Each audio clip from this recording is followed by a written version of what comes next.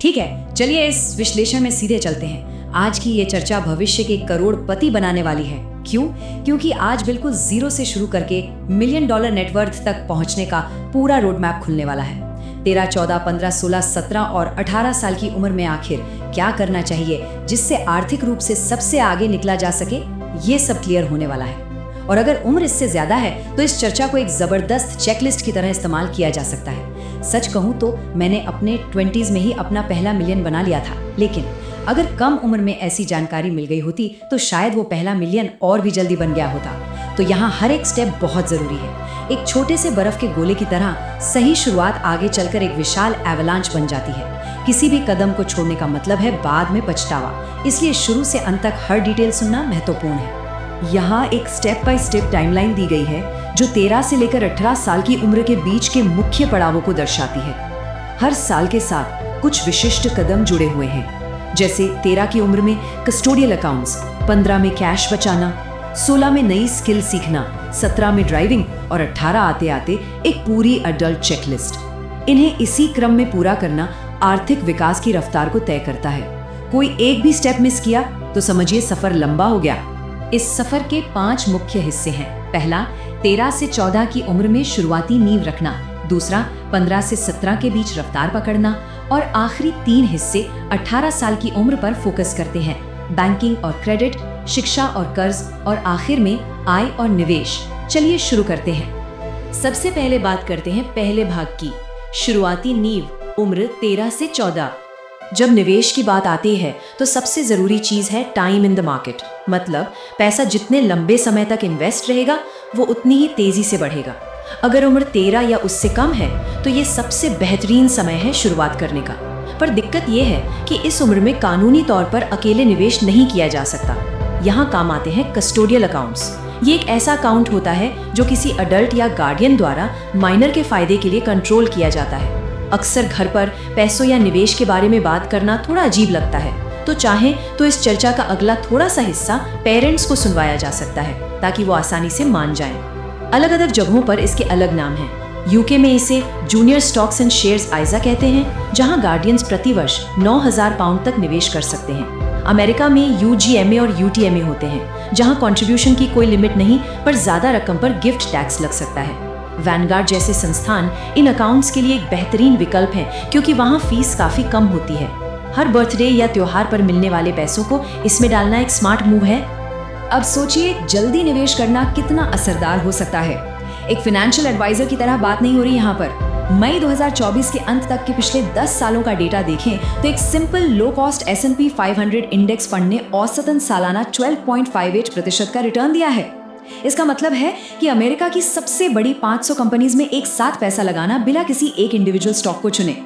जाहिर है निवेश में उतार चढ़ाव आते हैं, पर लंबे समय में ये पैसा बढ़ाने का एक जबरदस्त तरीका है। 16 की उम्र में इस अकाउंट को खुद मैनेज किया जा सकता है और 18 के बाद तो पूरा कंट्रोल हाथ में आ जाता है।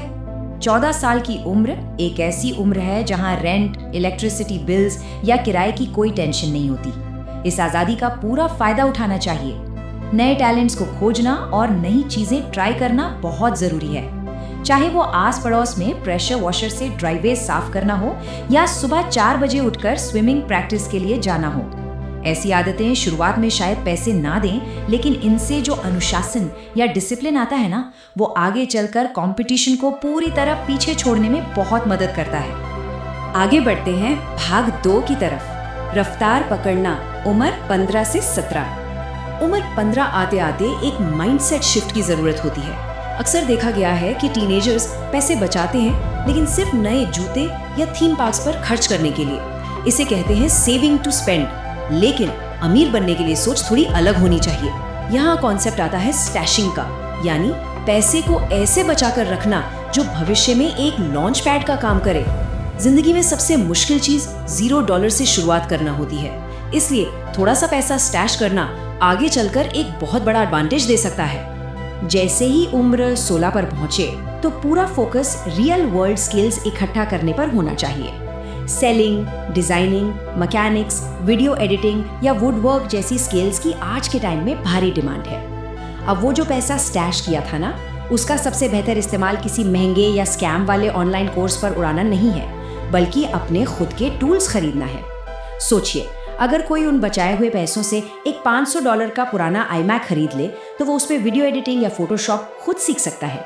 ऐसे उपकरण या टूल्स में निवेश करने से ऐसी जबरदस्त प्रैक्टिकल वैल्यू बनती है कि कल को जब काम शुरू करना हो तो क्लाइंट्स को एक बना बनाया पैकेज मिलता है बिना किसी एक्स्ट्रा ट्रेनिंग की टेंशन के।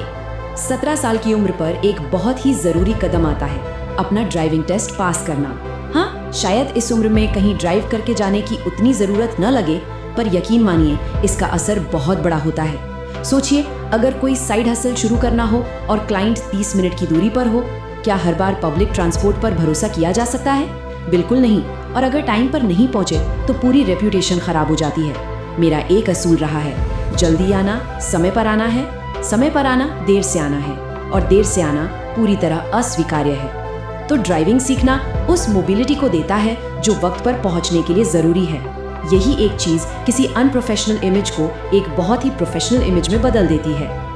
अब चलते हैं भाग 3 पर, जो कि एक टर्निंग पॉइंट है। उम्र 18, बैंकिंग और क्रेडिट। 18 की उम्र में आते ही सबसे पहला काम है अपने बैंक अकाउंट सेटअप करना। और ध्यान रखिए, एक नहीं बल्कि 2 अलग अकाउंट्स की जरूरत होती है। पहला एक करंट या चेकिंग अकाउंट जहां पर सीधे सैलरी या वेजेस आते हैं, और दूसरा एक हाई इंटरेस्ट सेविंग्स अकाउंट जैसे चेज बैंक जो 4.1% इंटरेस्ट देता है। इस दूसरे अकाउंट में एक 3 से 6 महीने का इमरजेंसी फंड होना ही चाहिए। इसे बिल्कुल अलग और नजरों से दूर रखना चाहिए ताकि इस पैसे को फालतू चीजों पर खर्च करने का लालच ना हो। ये आर्थिक सुरक्षा का पहला स्टेप है। इसी उम्र में एक बहुत बड़ी गलतफहमी दूर करनी जरूरी है। बचपन से सुनते आए हैं कि हर तरह का कर्ज बुरा होता है, लेकिन ऐसा नहीं है। क्रेडिट स्कोर दरअसल पैसों की दुनिया में ऊबर रेटिंग की तरह होता है। 18 साल की उम्र में एक क्रेडिट कार्ड लेना और हर महीने उसका पूरा बिल चुकाना एक बेहतरीन आदत है। अगर हर महीने पूरा पैसा चुका दिया तो कोई इंटरेस्ट नहीं लगता और क्रेडिट स्कोर तेजी से बढ़ता है। एक स्ट्रॉन्ग क्रेडिट स्कोर भविष्य में घर खरीदते वक्त सस्ते मॉर्गेज रेट्स दिलवाने में सबसे बड़ा रोल प्ले करता है। यह लिटरली एक गेम चेंजर है। भाग 4 पर आते हैं, उम्र 18, शिक्षा और कर्ज। 60 से $100,000 का कर्ज, ये आंकड़ा सुनकर ही डर लगता है ना? देखिए, अगर किसी को डॉक्टर या इंजीनियर बनना है तब तो महंगी यूनिवर्सिटी जाना समझ में आता है, पर क्या गोल्फ मैनेजमेंट जैसी डिग्रीज के लिए इतना बड़ा कर्ज लेना समझदारी है? बिल्कुल नहीं। इसके बजाय पेड अप्रेंटिसशिप्स एक काफी बढ़िया विकल्प होते हैं। यहाँ पर ना सिर्फ प्रैक्टिकल काम सीखने को मिलता है, बल्कि उस सीखने के प्रोसेस में पैसे भी मिलते हैं। इस तरह से इस भारी स्टूडेंट लोन के मकड़जाल से आसानी से बचा जा सकता है। यहाँ एक कॉन्सेप्ट बिल्कुल क्लियर होना चाहिए, गुड डेट और बैड डेट के बीच का अंतर। जैसा कि पहले बताया, सारा कर्ज बुरा नहीं होता। अगर कर्ज किसी ऐसी चीज के लिए लिया गया है जिसकी वैल्यू आगे चलकर बढ़ेगी, जैसे प्रॉपर्टी खरीदने के लिए मॉर्गेज या बिजनेस को बढ़ाने के लिए लोन, तो ये एक समझदारी वाली बात है, एक गुड डेट है। लेकिन बैड डेट वो होता है जो कंज्यूमर आइटम्स के लिए लिया जाता है, जैसे कार फाइनेंस। सिर्फ यूके में ही लगभग 2.2 मिलियन लोग कार फाइनेंस के चक्कर में फंसे हुए हैं। ये ऐसी चीजें हैं जिनकी कीमत वक्त के साथ कम होती है और ये वेल्थ बनने की पूरी साइकिल को वहीं रोक देती है। आखिर में भाग 5, उम्र 18, आय और निवेश। ये वो समय है जहां असल खेल शुरू होता है। ये रहे आर्थिक आजादी हासिल करने के 3 फाइनल और सबसे दमदार स्टेप्स। स्टेप 1, एक low cost service side hustle शुरू करना, जैसे कॉपीराइटिंग या वेब डेवलपमेंट। इसमें शुरुआती खर्चा बहुत कम है, पर प्रॉफिट मार्जिन शानदार है। स्टेप 2, एक टैक्स एडवांटेज्ड इन्वेस्टिंग अकाउंट खोलना, जैसे अमेरिका में रॉथ आयरा या यूके में ISA। इसमें थोड़ा थोड़ा करके फ्रैक्शनल शेयर्स के माध्यम से पैसे डालना शुरू कर सकते हैं। और स्टेप 3, लंबे समय के लिए निवेश करना। मार्केट की ताकत और समय का पूरा फायदा उठाने का यही सबसे आसान और असरदार तरीका है। यहाँ कंपाउंड इंटरेस्ट का असली जादू दिखता है। अगर 18 साल की उम्र से हर महीने सिर्फ $250 का निवेश किया जाए तो 65 साल की उम्र तक ये लगभग $1.5 मिलियन बन जाता है। वहीं अगर यही निवेश 28 साल की उम्र में शुरू किया जाए तो आंकड़ा आधी से भी कम, सिर्फ $679,000 रह जाता है। सोचिए, सिर्फ 10 साल पहले शुरू करने का ये छोटा सा बदलाव आगे चलकर पूरे परिणाम को कहां से कहां पहुंचा देता है। ये सच में एक विशाल फाइनेंशियल एवलेंच है। तो आखिर में ये बड़ा सवाल बचता है, क्या ये रोड मैप सच में एक भविष्य के करोड़पति का लॉन्च पैड बन सकता है?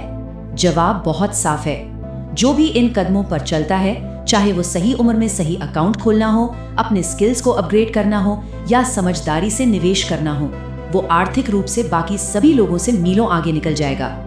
इस पूरी चर्चा को एक दिशा निर्देश बनाकर और आज ही एक्शन लेकर आने वाले कल की विशाल संपत्ति को सुरक्षित किया जा सकता है।